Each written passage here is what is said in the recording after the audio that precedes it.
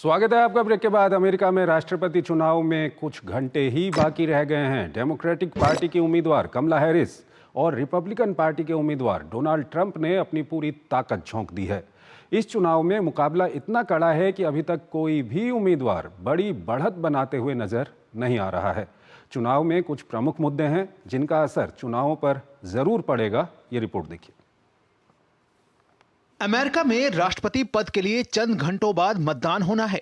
इस चुनाव में डेमोक्रेटिक उम्मीदवार कमला हैरिस का मुकाबला रिपब्लिकन उम्मीदवार डोनाल्ड ट्रंप से है। इनमें से जो भी उम्मीदवार जीतेगा वह अमेरिका का 47वां राष्ट्रपति बनेगा। ऐसे में पूरी दुनिया की निगाह अमेरिकी राष्ट्रपति चुनाव पर है। इस बार अमेरिकी राष्ट्रपति चुनाव में वैसे तो बहुत से मुद्दे छाए हुए हैं, लेकिन नतीजों को निर्धारित करने में 5 मुद्दे सर्वाधिक भूमिका निभा सकते हैं। ये मुद्दे हैं अर्थव्यवस्था, आप्रवासन, गर्भपात का अधिकार, विदेश नीति और जलवायु परिवर्तन। पूर्व राष्ट्रपति और रिपब्लिकन उम्मीदवार डोनाल्ड ट्रंप अमेरिकी आयात पर 10% टैरिफ लगाने की बात कह रहे हैं। अपने आर्थिक एजेंडे को आगे बढ़ाते हुए ट्रंप ने एक क्रिप्टो करेंसी प्लेटफॉर्म भी लॉन्च किया है, जबकि दूसरी ओर उपराष्ट्रपति और डेमोक्रेटिक उम्मीदवार कमला हैरिस मध्यम वर्ग पर फोकस कर रही हैं। उनका एजेंडा अमीरों पर थोड़ा टैक्स बढ़ाना और परिवारों को राहत देने के लिए चाइल्ड टैक्स क्रेडिट जैसी पहल को आगे बढ़ाना है। वहीं इमिग्रेशन या आप्रवासन को लेकर ट्रंप का दृष्टिकोण सख्त है। वो अवैध रूप से रह रहे लोगों के सामूहिक निर्वासन और राष्ट्रीय सुरक्षा के लिए सीमा पर दीवार बनाने जैसे कदमों के समर्थक हैं। कमला हैरिस भी सख्त आप्रवासन नीति की समर्थक हैं, लेकिन वो बाइडेन प्रशासन की नीति के अनुरूप सुरक्षा उपायों और मानवाधिकारों के बीच संतुलन की वकालत करती हैं।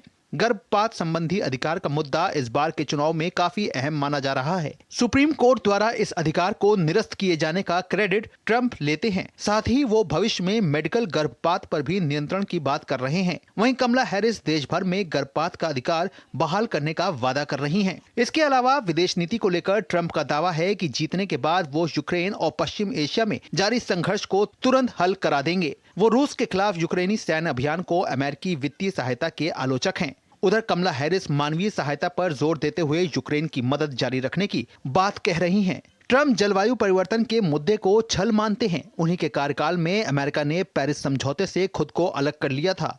उधर कमला हैरिस स्वच्छ ऊर्जा में अतिरिक्त निवेश के लिए विशेष कानून की समर्थक हैं। अब देखना यह है कि इन बेहद अहम मुद्दों पर अमेरिकी मतदाता ट्रंप के साथ जाते हैं या फिर कमला हैरिस के पक्ष के साथ खड़े होते हैं। प्रोफेसर अंशु जोशी हमारे साथ जुड़ी हुई हैं school of international studies JNU से। प्रोफेसर जोशी, अमेरिका की पॉलिटिक्स के बारे में हम बात करें उससे पहले जो सवाल मैं आपसे पूछना चाहता हूं ये काफ़ी महत्वपूर्ण है और हर भारतीय के जहन में ये सवाल होगा भी। अभी तक का जो इतिहास रहा है, डेमोक्रेट सत्ता में रहे हों या रिपब्लिकन सत्ता में रहे हों, भारत के साथ जो अमेरिका के संबंध हैं वो मजबूत से मजबूत होते गए हैं। इन चुनावों के बाद क्या कुछ बदलेगा? देखिए, जो ये चुनाव है ये इस मायने में बड़े महत्वपूर्ण है कि वैसे तो हम अमेरिका में डेमोक्रेट्स और रिपब्लिकन्स के बीच चुनाव होते देखते हैं। चुनाव की ये प्रक्रिया बहुत जटिल होती है। प्राइमरी होते हैं, कॉकस होते हैं, फिर नेशनल कन्वेंशन में दोनों ही पार्टियां अपने अपने आधिकारिक उम्मीदवारों को प्रस्तुत करती हैं, उनको नॉमिनेट करती हैं। फिर इसके बाद जो अब कल चुनाव होने वाले हैं इसके जरिए इलेक्टर्स चुने जाएंगे, जिनसे इलेक्टर्स कॉलेज का निर्माण होगा और तब कहीं जाके अपने अपने राज्यों में जब दिसंबर माह में वो वोटिंग करेंगे तब राष्ट्रपति और उपराष्ट्रपति अमेरिका के लिए चुने जाएंगे। आपका प्रश्न बहुत महत्वपूर्ण है। हम सभी के लिए ये जानना बहुत एक मायने रखता है कि जो भी राष्ट्रपति चुनकर आता है या आती हैं, भारत के साथ संबंधों पर क्या प्रभाव पड़ेगा। तो मैं आपको उदाहरण देना चाहूंगी। डोनाल्ड ट्रंप के समय दोनों हमारे प्रधानमंत्री और ट्रंप के बीच में मित्रता का एक नया अध्याय हमने शुरू होते हुए देखा। वे भारत भी आए, माननीय प्रधानमंत्री की भी यात्राएं अमेरिका हुई। भारत अमेरिका के बीच में स्ट्रेटेजिक पार्टनरशिप का एक नया अध्याय भी शुरू होते हुए हम सभी ने देखा। अब जब ट्रंप चुनाव नहीं जीत पाए अगला और बाइडेन राष्ट्रपति बने, तब इस प्रकार के कयास लगाए गए थे कि रिपब्लिकन्स का जो एक विचारधारा की दृष्टि से हम देखते हैं तो निश्चित तौर पर भारतीय सरकार के करीबी होना लाजमी सी बात है। और जब डेमोक्रेट्स अब सत्ता में आ गए हैं तो फिर शायद इस प्रकार की कुछ नीतियां हों कि भारत अमेरिका के संबंध अब दूर तक ना जा पाए।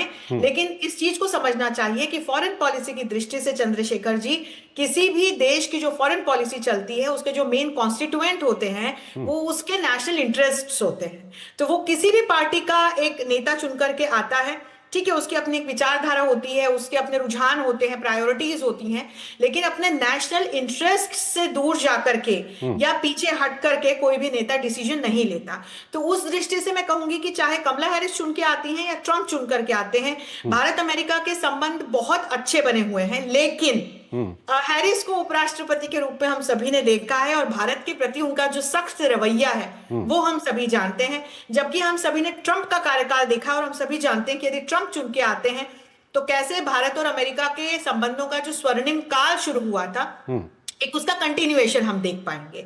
तो कहीं ना कहीं थोड़ा बहुत असर तो मैं देखती हूं कि संबंधों पर पड़ेगा इस बार के जो उम्मीदवार हैं उनकी दृष्टि से। लेकिन फिर भी कहूंगी कि एक मोटा मोटी जब हम देखें, एक ओवरऑल स्तर पर जब हम देखते हैं, नीतिगत स्तर पर जब हम देखते हैं, तो भारत और अमेरिका के संबंध अभी बहुत अच्छे बने हुए हैं। ठीक है, अब हम जो अमेरिका में पॉलिटिक्स चल रही है उसकी अगर हम बात करें तो कई तरह के वहाँ पर मुद्दे आ रहे हैं, जिसमें रोज़गार के मुद्दे हैं, इकोनॉमी के मुद्दे हैं, एबॉर्शन जैसे मुद्दे वहाँ पर हैं। तो क्या कुछ आप देखती हैं, क्या कुछ स्थिति बनी हुई है वहाँ पर? अब इनको हमें दो कैटेगरीज में देखना चाहिए चंद्रशेखर जी। जैसे जो फॉरेन पॉलिसी से जुड़ा हुआ मुद्दा है वो एक आम अमेरिकी की डे टू डे लाइफ को इनडायरेक्टली कहीं ना कहीं प्रभावित करता है, क्योंकि जिस प्रकार से अमेरिका नाटो के माध्यम से अभी यूक्रेन को युद्ध में मदद कर रहा है, तो निश्चित तौर पर उसका कहीं ना कहीं एक आर्थिक प्रभाव वहां के जो अमेरिकन हैं उनकी जिंदगी पर पड़ रहा है, लेकिन अपरोक्ष रूप से पड़ रहा है। लेकिन जो एक हम डायरेक्ट इंपैक्ट देखते हैं, और जो ये दूसरी कैटेगरी में कहूंगी जो बहुत महत्वपूर्ण है, एक आम अमेरिकन का जो दैनंदिन उसकी दिनचर्या है उसके क्या मुद्दे हैं, तो वो मुद्दे जो है वो कहीं ना कहीं क्लाइमेट चेंज से जुड़े हुए हैं, वो कहीं ना कहीं एम्प्लॉयमेंट से जुड़े हुए मुद्दे हैं। फिर हमने देखा कि कैसे गन लॉबी के बहुत स्ट्रांग होने के चलते कितने इस प्रकार के गन शॉट से रिलेटेड हमने इंसिडेंट्स होते हुए देखे। तो एक वहां का जो स्थानीय व्यक्ति है उसकी शांति और सुरक्षा को लेकर के उसके सामने एक मुद्दा है। फिर हम देखते हैं कि जैसे गर्भपात के अधिकार को लेकर के मुद्दा है।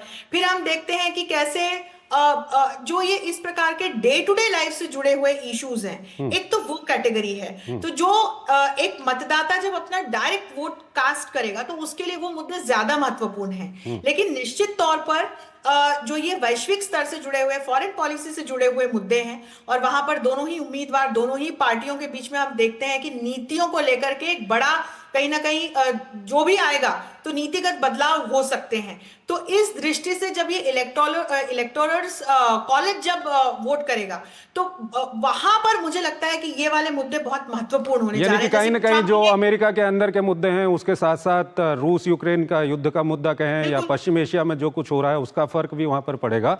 एक अंतिम सवाल आपसे जानना चाहूंगा, बहुत संक्षेप में बताइएगा क्योंकि वक्त हमारे पास बहुत कम है।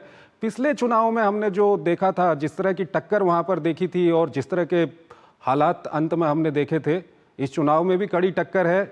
क्या इस तरह का कोई विवादित स्थिति बन सकती है?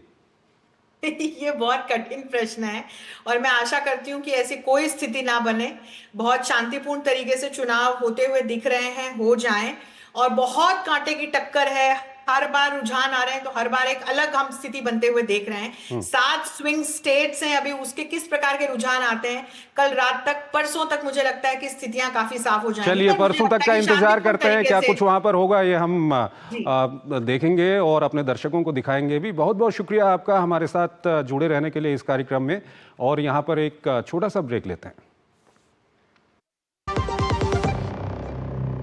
जिंदगी की हर छोटी बड़ी जरूरत के लिए आप जो सपने सजाते हैं, बस उसी उम्मीद को तो हम सहारा लगाते हैं।